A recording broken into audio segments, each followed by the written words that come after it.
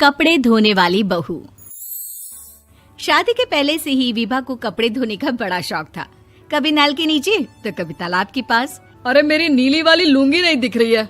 विभा की अम्मा, कहाँ रखी है लुंगी? अरे वो तो विभा ने परसों ही धोकर रखी थी आपकी अलमारी में, देखो वहीं होगी।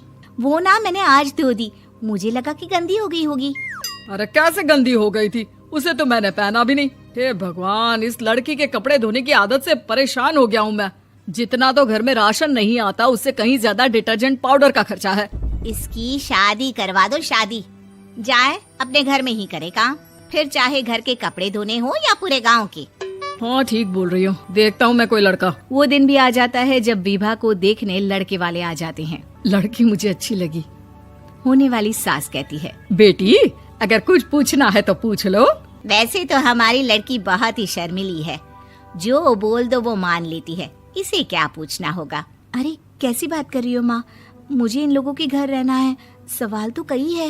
हाँ हाँ बेटा, पूछ लो ना, क्या पूछना है। आप लोगों के घर कपड़े कौन धोता है? सास का मुंह बन जाता है। देखो, अगर तुम ये कहना चाहती हो कि तुम्हें कपड़े धोने नहीं आते तो सुन लो, कपड़े मैं ही धोती हूँ, लेकिन तुम्हारे आ जाने के बाद मैं रुमाल तक नहीं धोऊंगी। अरे चुप रहना भाग्यवान, बहू बेचारी घर आई नहीं, उसे डराना शुरू कर दिया। वो क्या है ना बिटिया, अभी तक तो ये कल्लू की माँ ही धोती थी, लेकिन अब तुम्हारे पापा तो दहेज में वॉशिंग मशीन देंगे ही। तभी विभा की माँ बोल पड़ती है, सवाल भी पूछा तो क्या। वैसे भाई साहब, मशीन की तो फिर भी कपड़े धोने की कैपेसिटी होती है। मतलब जो बिटिया दे रहे हैं ना विभा, इसे कपड़े धोने का बहुत शौक है। ये आप लोगों के क्या, आस पड़ोस गांव मोहल्ले सबके कपड़े धो दे और उफ तक ना करे। बाहर देखा नहीं आपने कितने कपड़े सूख रहे हैं?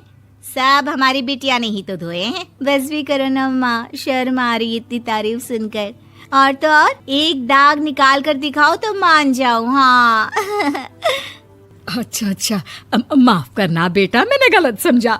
हमें तो रिश्ता बहुत पसंद है। और ऐसे जुड़ जाता है रिश्ता कपड़े धोने का शौक रखने वाली विभा का। उसकी शादी हो जाती है कोयला फैक्ट्री में काम करने वाले कल्लू के साथ। शादी के बाद अचानक विभा चिल्लाती हुई सास के पास आती है। सासू माँ, अरे सासू माँ कहाँ है आप? ये तो धोखा है, धोखा दिया आप लोगों ने मुझे। इसे ससुर के चक्कर के बारे में पता चल गया। अरे तो उसमें तुझे क्यों धोखा मिला है? अरे नल में पानी नहीं आता, कपड़े कैसे कब धुलेंगे? अच्छा, तू पानी नहीं आ रहा उसकी बात कर रही है। तो आपने क्या सोचा? कुछ नहीं।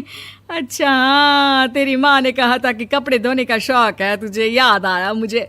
शौक बोलकर कपड़े धोने वाले मेरे जुनून को कम ना आके सासू माँ, कपड़ा धोना मेरा गुरूर है। तभी पति भी वहाँ आ जाता है। अभी मैंने इसे सनी देओल की फिल्म दिखाई है, उसी के डायलॉग मार रही है माँ। अच्छा सुन, साफ साफ बता रही हूँ, पानी सुबह 4 से 6 और शाम को 10 से 12 आता है, समझी? विभा टाइमिंग सुनकर हैरान हो जाती है। ये क्या भूतों का मोहल्ला है? सुबह 4 बजे उठकर कौन कपड़े धोता है? 4 बजे टंकी में पानी जाता है, फिर सारा दिन धोना ना, किसने मना किया? अरे कैसी बात कर रही हैं? 200 लीटर की टंकी में कितने कपड़े धो लूंगी मैं? सुबह ही उठ जाऊंगी मैं। अब क्या था, विभा सुबह 4 से लेकर रात के 12 बजे तक कपड़े ही धोती रहती। एक रोज सास पड़ोस से निकलकर कहीं जा रही होती है कि साथ वाली कहती है, हाँ कल्लू की माँ, जरा ये बताओ कि 2 साड़ी है, 2 ब्लाउज और एक पेटीकोट और एक नाड़े वाला लंबा कच्छा। हाँ तो? अरे तो क्या, कितना लोगी धुलाई ये बताओ। धोबन दिख रहे हैं हम क्या? हमारे पति सरकारी नौकरी से अभी रिटायर हुए हैं और बेटा सुपरवाइजर है कोयला फैक्ट्री में। धोबन समझ रखा है हमें?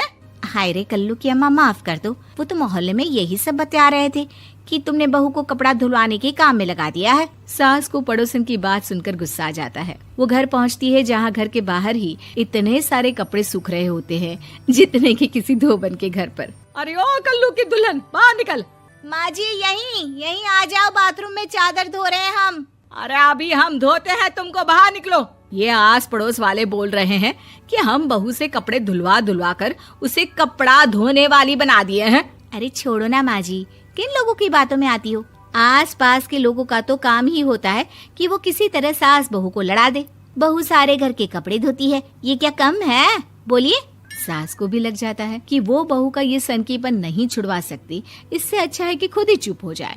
एक रोज सास और बहू मंदिर जाते हैं, जहाँ सास की साड़ी वहाँ खड़ी भीख मांगने वाली से मिलती है। माँ जी क्या बात है, आपकी साड़ी उस भिखारन से कितनी मिल रही है ना? हाँ हाँ देखो तो, दोनों की साड़ी मिल रही है। क्या बात है कल्लू की अम्मा, तुम खुद को तो अफसर की बीवी बताती हो और ऐसी सिंपल सी प्लेन साड़ी पहनकर घूमती हो। सिंपल और प्लेन नहीं है ये साड़ी। तो क्या सोने के धागे से फूल बने हैं? कुछ भी सासू माँ, कुछ भी। हाँ बने थे इस साड़ी में सोने के धागे से फूल। मेरे पति लेकर आए थे मद्रास से स्पेशली मेरे लिए 10,000 की। ताहे भाई साहब इस भिखारन के लिए भी सेम टू सेम साड़ी लेकर आए होंगे 10,000 की। सास उस वक्त तो कुछ नहीं कहती, लेकिन बहू के साथ घर आती है और अलमारी से एल्बम निकाल कर लाती है। ये साड़ी देख रही है, ये वही साड़ी है जिसे मैंने अभी पहना था। इस साड़ी में ये जो चमकदार फूल दिख रहे हैं ना, ये सोने के धागों से काटे गए हैं। लेकिन तू लोकल वॉशिंग मशीन ब्रश से घिस घिस कर सारे फूलों को निकाल कर साड़ी प्लेन कर दी। मुझे माफ कर दीजिए सासू माँ। और तो और, जब मैंने तुझे तेरी गलती के लिए कुछ नहीं कहा, लेकिन तूने तो सबके सामने मेरा मजाक ही बना दिया। क्यों? बहू को समझ में आ जाता है कि अब से उसका कपड़े धोना बंद।